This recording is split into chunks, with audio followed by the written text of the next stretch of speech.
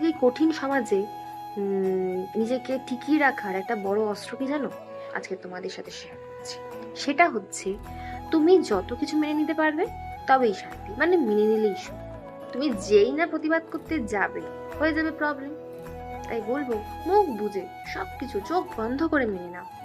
দেখবে তোমার থেকে সুখী মানুষ পৃথিবীতে আর হতেই পারবে না। লোকে তোমায় দেখে জ্বলবে আর ভাববে, ভাই আমরা যদি এরকম করতে পারতাম। জীবনে থাকতে গেলে না এই সমাজটাতে শুধু মেনে নাও, শুধু মেনে নাও, শুধু তুমি একাই মেনে নাও।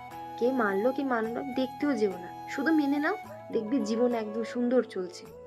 যেই তুমি প্রতিবাদ করতে যাবে, বলতে যাবে না এটা প্রবলেম ওটা প্রবলেম, তোমার থেকে আর খারাপ পৃথিবীতে কেউ থাকতে পারবে না।